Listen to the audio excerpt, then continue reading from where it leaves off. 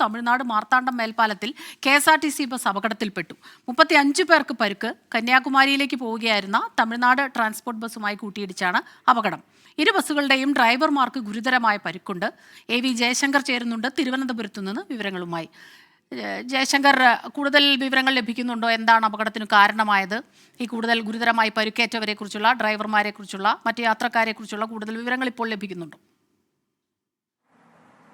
സ്മിത, അല്പസമയം മുമ്പ് ഏകദേശം 30 മിനിറ്റ് മുമ്പാണ് ഇത്തരത്തിലൊരു അപകടം തമിഴ്നാട്ടിൽ നടക്കുന്നത്. അപകടത്തിൽപ്പെട്ടത്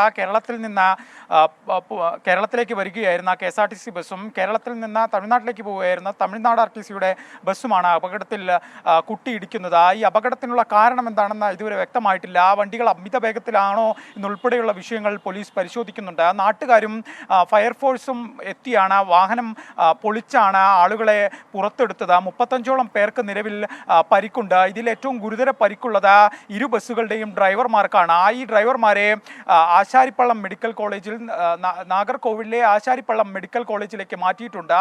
മറ്റ് പരിക്ക് പറ്റിയ യാത്രക്കാരെ പ്രദേശത്തെ സ്വകാര്യ ആശുപത്രികളിലും സർക്കാർ ആശുപത്രികളിലുമാണ് നിലവിൽ പ്രവേശിച്ചിരിക്കുന്നത്.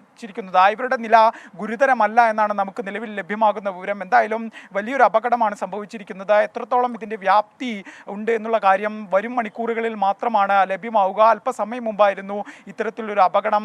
അപകട കാരണത്തെക്കുറിച്ച് ഉൾപ്പെടെ തമിഴ്നാട് പോലീസ് പരിശോധന നടത്തും. കാരണം അമിത വേഗതയാണോ ഇല്ലെങ്കിൽ ഏതെങ്കിലും വണ്ടി ഓവർടേക്ക് ചെയ്യുന്നതിനിടയിലാണോ അപകടം സംബന്ധിച്ച് എന്നുള്ള വിവരങ്ങളെല്ലാം ലഭിക്കേണ്ടതുണ്ട്. ഇപ്പോൾ പോലീസ് ഉൾപ്പെടെ നൽകുന്ന പരിഗണന രക്ഷാപ്രവർത്തനത്തിന് തന്നെയാണ്. ദൃശ്യങ്ങളിലെല്ലാം നമുക്ക് കാണാം, അത്രയും വലിയൊരു അപകടമായിരുന്നു. കൂട്ടിയിടിക്കുകയായിരുന്നു ഇരു വാഹനങ്ങളും തമ്മിൽ. അതുകൊണ്ട് തന്നെ ഇതിൽ പരിക്കേറ്റ ആളുകളെ ആശുപത്രിയിലേക്ക് മാറ്റേണ്ടതുണ്ട്. ഇവരുടെ ആരോഗ്യനില തൃപ്തികരമാക്കേണ്ടതുണ്ട്.